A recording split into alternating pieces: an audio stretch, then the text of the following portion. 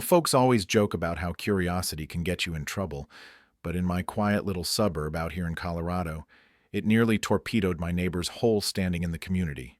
Susan, the iron-fisted HOA chairwoman who'd been lording over us for years. I'd been dealing with this nagging issue for weeks, letters vanishing into thin air, my electric bill showing up late with penalties stacking up, a check from my aunt for my kid's birthday that never arrived, even a notice from the bank about a loan I'd applied for that just, poof, gone. At first, I figured it was the mail carrier having a rough patch, maybe the wind snatching stuff away. But deep down, something felt off, like a puzzle piece missing that was messing with my peace of mind. I couldn't shake the worry that someone was messing with me on purpose, especially after I'd butted heads with Susan at the last couple of HOA meetings over her ridiculous fines for things like leaving a bike out overnight. So one crisp morning, before the sun even thought about rising, I parked myself by the window with a steaming cup of black coffee, heart pounding a little because part of me hoped I was wrong. But sure enough, there she came slinking down the driveway. Susan, in that god-awful pink robe that screamed, "I'm in charge, even at dawn," her slippers whispering against the pavement like she owned every inch of it. She popped open my mailbox without a second's hesitation, flipped through the envelopes with this casual flick of her wrist, like she was browsing magazines at the dentist, and slipped a couple into her pocket before sauntering off. Man, I nearly choked on my coffee, my blood boiling because this wasn't just some random thief.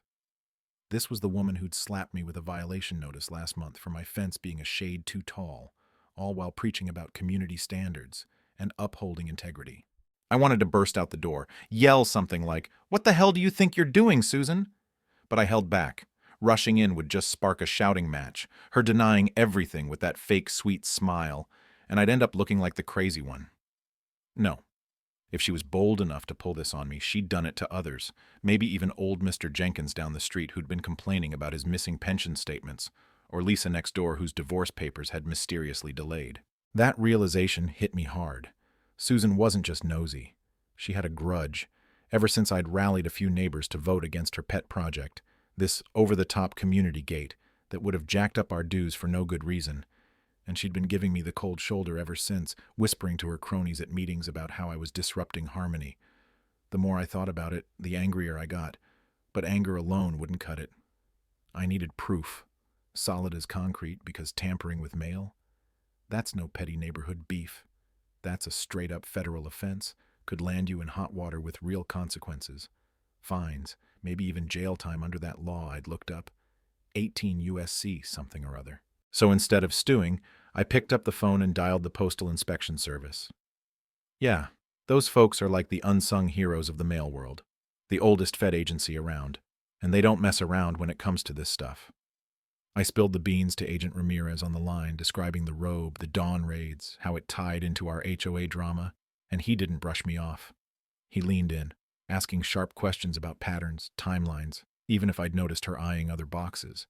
"Look, if this checks out," he said in that steady, no-nonsense tone that made me feel like backup had finally arrived, "we're talking serious violations here, up to 5 years behind bars. You game to help us nail it?" Hell yes, I was. Tired of feeling like a pawn in her power games, where she twisted rules to settle scores, like how she'd fined Lisa extra just because her ex was a friend of mine. The setup was slick. They rigged a decoy envelope, plain as day on the outside, but packed with a tiny GPS tracker inside. Something that screamed, "important document," to bait her curiosity. Or whatever twisted motive drove her. Maybe spying on finances to leverage in HOA votes. Or just plain jealousy over folks like me who pushed back. I slipped it into my mailbox that next morning, nerves jangling like I'd chugged too much caffeine, peering out as the sky lightened, and across the way, a beat-up van idled with the inspectors inside, watching like hawks. My wife even peeked over my shoulder, whispering, "You sure about this? What if it's nothing?" But I shushed her gently, knowing in my gut it was something big. And bam, right on cue, here comes Susan again, robe flapping in the breeze, head high like she was queen of the cul-de-sac, making a beeline straight for my box. She yanked it open, snatched the envelope, tucked it away with a quick glance around, and strolled back home like it was her morning routine. My heart raced as the radio in the van crackled to life. Trackers on the move, heading to her residence, and I could barely breathe. picturing her smug face when she'd realized she'd bitten off more than she could chew. They tailed her discreetly, and once the signal pinged that she'd opened it inside, bam, game over. The van rolled up to her driveway, lights flashing but no sirens, keeping it low-key at first.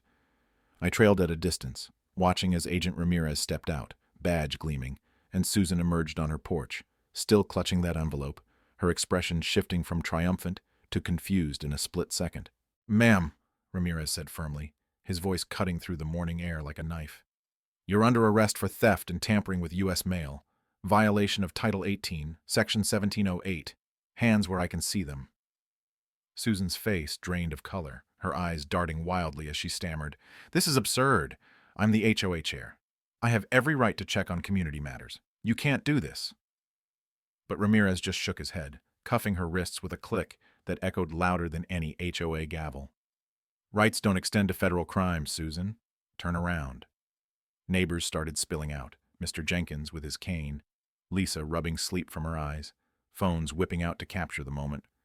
And there was Susan, the untouchable tyrant who'd bullied us all, reduced to sputtering protests as they led her to the squad car, her robe slipping off one shoulder in the scuffle, the whole scene playing out like a bad movie where the villain finally gets her due, but with real stakes, real humiliation.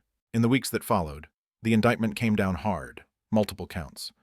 Evidence stacking up from other neighbors who'd come forward once the news broke, revealing how she'd been dipping into mail to dig dirt, settle grudges, all to cling to her little throne of power in our subdivision. The HOA board ousted her in a flash, unanimous vote with folks like Lisa stepping up to rewrite the bylaws fairer. And me?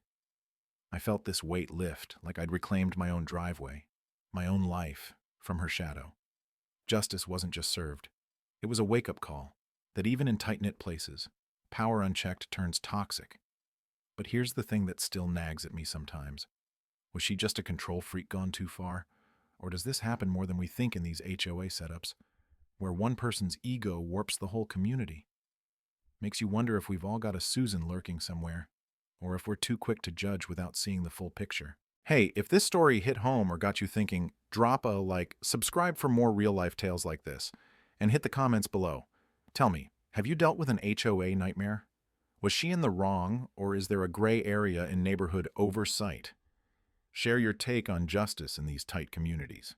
Let's get the conversation going.